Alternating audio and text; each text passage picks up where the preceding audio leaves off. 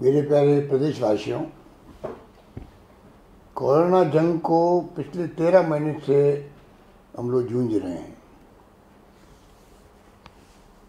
12 महीने लगातार जूझने के बाद लगा था कि अब कोरोना चला जाएगा, और हमने कोई कमी नहीं रखी थी। उस वक्त में हम लोग टेस्टिंग के लिए पूना और दिल्ली सैंपल भेजते थे। 70,000 पर डे टेस्टिंग की कैपेसिटी हमने यहाँ पर बना दी। आईसीयू बेड तैयार कर लिए, वेंटिलेटर तैयार कर लिए, ऑक्सीजन के लिए जनरेशन प्लांट लगा दिए, हर ज़िले में जनरेशन की फैसिलिटीज पैदा कर दी। कहने का मतलब आधारभूत ढांचा पूरा तैयार किया, और आप सबके सहयोग से, पूरे प्रदेशवासियों के सहयोग से, उनके आशीर्वाद से, जितने धर्मगुरु थे, एनजीओ थे, एक्टिविस्ट थे, व्यापारी थे, अपने मजदूर संगठनों के लोग थे, कर्मचारी संगठनों के लोग थे, या चाहे राजनीतिक पार्टियों के कार्यकर्ता थे, सब ने मिलकर वो जंग लड़ी थी और हम लोग उसमें जीत गए थे। भीलवाड़ा मॉडल का भी और राजस्थान का भी पूरे देश में नहीं बल्कि देश के बाहर, दुनिया के मुल्कों के अंदर भी प्रचार हुआ कि राजस्थान में बहुत शानदार कोरोना का प्रबंधन हो रहा है। हम लोगों के लिए गर्व करने की बात थी। अचानक जो दूसरी लहर आई है, पिछले 1 महीने से पूरी तरह तबाही मचा दी। 15 अप्रैल की बात करें तो 250 केस आते थे प्रतिदिन। आज 6,500 केस प्रतिदिन आ रहे थे, कभी 7,000 आ रहे हैं। मृत्यु दर 0 हो गई थी। 15 मार्च को प्रतिदिन कोई मृत्यु हो नहीं रही थी उन दिनों के अंदर। आज 33 लोग मर गए हैं, कभी 30, कभी 32, कभी 33 के आंकड़े आए प्रतिदिन के। ये कोरोना भी अलग तरह के मिजाज का है, ये बहुत ही खतरनाक है। ये दूसरी लहर विशेषज्ञ कहते हैं हमेशा बहुत खतरनाक होती है। इस लहर के अंदर एक तो बहुत फास्ट ये फैल रहा है, नंबर 1। नंबर 2, ये बच्चों में भी जा रहा है, युवाओं में भी जा रहा है। जो पहले खाली बुजुर्गों में जाते थे वो संक्रमित होते थे। और नंबर 3, ये कोरोना घातक रूप ले रहा है। इतनी मृत्यु दर तो पूरे साल भर में कभी भी नहीं हुई थी। उस वक्त पूरे साल भर के आंकड़े देखें तो 20 मृत्यु पर डे मैक्सिमम हुई थी कुछ दिनों के लिए पूरे प्रदेश के अंदर। और अब कभी 25, कभी 35, कभी 33, मैंने कहा आपको। तो ये जो स्थिति बनी है, घातक ये है, तेज़ी से फैल ये रहा है, नौजवानों बच्चों तक में जा रहा है। आप टीवी देखते होंगे, किस प्रकार के दृश्य देखने को मिल रहे हैं। शमशान गृह में जगह नहीं है, वेटिंग लिस्ट लगी हुई है। खुले में दाह संस्कार हो रहे हैं। अस्पतालों के बाहर एम्बुलेंसेज के लाइनें लगी हुई है। और जो टीवी बता रहा है पूरे देश का पिक्चर, वो बहुत ही डरावना है। तो आप सोच सकते हो कि अभी तक मुझसे बचे हुए हैं। हमारे पड़ोसी राज्यों में जो स्थिति है, चाहे दिल्ली हो, चाहे पंजाब, हरियाणा, मध्य प्रदेश, यूपी, उस सबसे हम लोग बहुत बेहतर स्थिति के अंदर है। महाराष्ट्र की तो आप देख रहे हो कि बहुत ही हालात खराब हो चुके हैं। वहाँ तो 50,000 से अधिक प्रतिदिन वहाँ पर संक्रमित लोग आ रहे हैं, मर रहे हैं काफ़ी बड़ी संख्या के अंदर। ये डरावना जो दृश्य बना देश के अंदर, दुनिया के मुल्कों में भी जहाँ जहाँ दूसरी लहर आई थी वहाँ बहुत ख़तरनाक मामले हुए थे। यूके के अंदर तो उन्होंने बहुत कड़ा लॉकडाउन लगा दिया 4 महीने लगातार। और दूसरी तरफ वैक्सीन बहुत भयंकर संख्या में लगाई, वहाँ पर सबको वैक्सीन लगाई। अब जाके हालात वहाँ बिल्कुल काबू में आ गए हैं। नाम मात्र के मरीज आ रहे हैं और इक्का दुक्का मौत हो रही है। हम नहीं चाहते थे कि यहाँ पर वीकेंड का लॉकडाउन लगाएं या कर्फ्यू लगाएं। क्योंकि जब कोरोना चला जा रहा था तो लोग भी लापरवाह हो गए थे, मास्क लगा नहीं रहे थे, सोशल डिस्टेंसिंग हम कर नहीं रहे थे, हाथ धो नहीं रहे थे। शादी ब्याह में 500-1000 तो मामूली बात थी, समझाने के बावजूद भी नहीं मान रहे थे।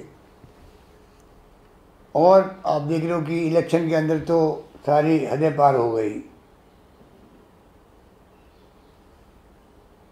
जुडिशरी में भी इलेक्शन अलाउ कर दिए, मना करने के बावजूद भी हमने मना किया था तो हमारी बात नहीं सुनी गई। उनका अपना फैसला है। इलेक्शन कमीशन को अपनी ड्यूटी अदा करनी थी, वो भी इलेक्शन कराने लग गए। और हम लोगों ने भी गलतियाँ करी। जिस प्रकार से बिहार के चुनाव शुरू हुए थे, लाखों की रैलियाँ हो रही थी। अब 5 राज्यों में चुनाव हो रहे, आप देख लिया क्या क्या हो रहा है। बाई इलेक्शन हुए राजस्थान में, तभी रैली हो रही थी। कुछ हद तक तो हम भी जिम्मेदार हैं। तो सवाल ये कि हमें जनता और आम जनता की उनको आजीविका भी मिले और उनकी जान नहीं जाए, उनकी जान की रक्षा करना हमारा कर्तव्य है। जान है तो जहान है, तो जान की रक्षा करना हम सबका कर्तव्य है। और सरकार कोई कमी नहीं रख रही है, ना कमी रखेगी, ना पहले रखी थी। पहले भी हमने एनजीओ की सहायता से और प्रदेशवासियों के सहयोग से हमने कहा कोई भूखा नहीं सोना चाहिए, कोई भूखा नहीं सोएगा। मुझे खुशी है, कहते हुए गर्व है कि प्रदेशवासियों ने वही व्यवहार किया। आगे बढ़ बढ़ करके कच्चा खाना, पक्का खाना सबको खिलाया गया, पैकेट बांटे गए।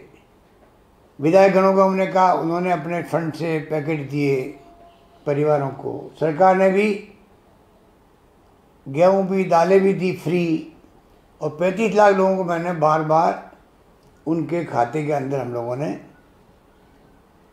पहले 1000, फिर 1000 और फिर 1500 और फिर अभी मैंने हाल ही में 1000 रुपये और उनके खाते में हमने ट्रांसफ़र किए हैं। एक किस्त और हम देंगे उनको। परंतु फिर भी आजीविका की जो चुनौती हमारे सामने है वो सब जानते हैं। तो हमें ये देखना पड़ेगा किस प्रकार आजीविका चलती रहे, उनको तकलीफ़ नहीं हो। क्योंकि तकलीफ़ उसको होती है जो सुबह शाम कमा के खाता है। बाकी लोग तो फिर भी बर्दाश्त कर सकते हैं, खर्चे कम कर सकते हैं, कुछ भी कर सकते हैं इस संकट की घड़ी के अंदर। सहयोग सबने किया है, पर गरीब आदमी की स्थिति बहुत खराब होती है। हमारा पूरा ध्यान प्रदेशवासियों की समस्याओं पर है। आप निश्चिंत रहें, पूरी तैयारी हमारी अब भी है। आप देख रहे हो ऑक्सीजन की मांग महाराष्ट्र कर रहा है केंद्र सरकार से। आप हवाई जहाज से ऑक्सीजन ट्रांसपोर्ट करो महाराष्ट्र के अंदर। और केंद्र सरकार ने भी फैसला किया आज कि बाहर के मुल्कों से इंपोर्ट करेंगे ऑक्सीजन को बाहर के मुल्कों से आयात करेंगे। तो बिना ऑक्सीजन तो आप सोच सकते हो क्या स्थिति बन सकती है। जो दवाइयाँ हैं वो दवाइयाँ पूरी मिल नहीं पा रही है, इतनी मांग बढ़ गई है। और दवाइयों के साथ में जो हालात बने हैं, तो दवाई हो चाहे ऑक्सीजन हो, कितनी हम बढ़ा दें संख्या, उसके बाद में अगर संख्या बढ़ती जाएगी मरीजों की, तो एक तरफ तो कैजुअलिटी ज़्यादा होगी, लोग तकलीफ पाएंगे। क्योंकि पोस्ट कोविड भी स्थिति अच्छी नहीं रहती है।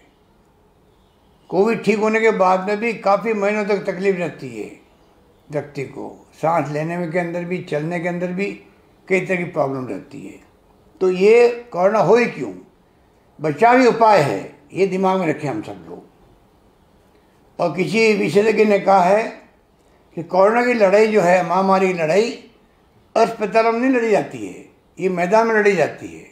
उसके मायने हैं मैदान में, घरों में हम सब जो है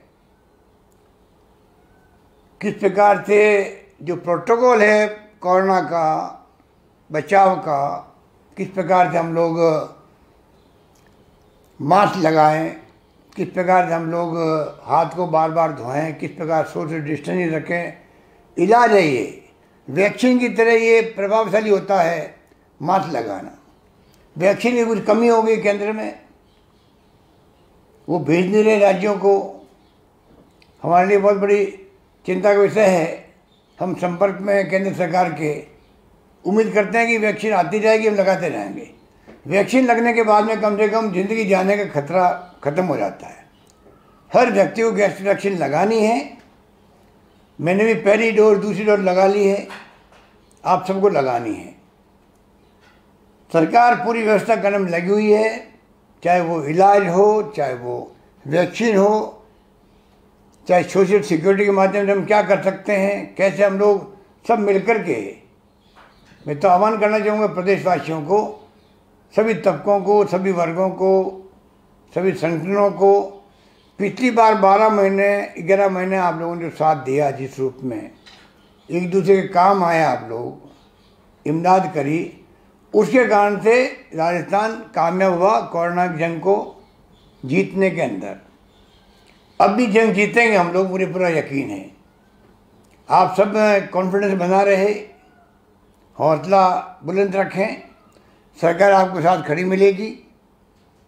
सारी व्यवस्था हमने करी है, आने वाले वक्त में और हम करेंगे। पूरी तरह हम लोग लगातार गांव के सरपंच पंच तक संपर्क में रहना चाहते हैं।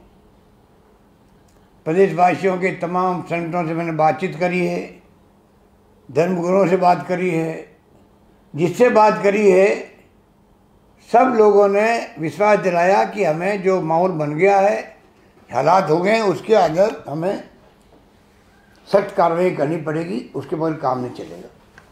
मैं आपसे अपील करूंगा अंत में कि कृपा करके आप जो फैसले किए सरकार ने, उसको इम्प्लीमेंट करने में आप सहयोग करें। ये नौबत नहीं है कि पुलिस को सख्ती करनी पड़े, क्योंकि हमें जान बचानी लोगों की, और जान बचाने में सख्ती करनी पड़ेगी, वो भी करेंगे, तब जाकर के हम लोग इसको काबू में कर पाएंगे। बड़ा ही महामारी है, फैलते हुए वक्त नहीं लगता है। 1 अप्रैल 15 अप्रैल के आगे देखेंगे तो आप देखोगे हो क्या गया 15 दिन के अंदर। 30-35 लोग मरना प्रतिदिन, कभी सुना ही नहीं था हमारे राजस्थान के अंदर, वो स्थिति बन गई है। यही बात कहता मैं आपको, मैं विश्वास रखता हूँ कि आप लोग कमी नहीं रखेंगे पूरा सहयोग करने में। धन्यवाद। जय हिंद। धन्यवाद।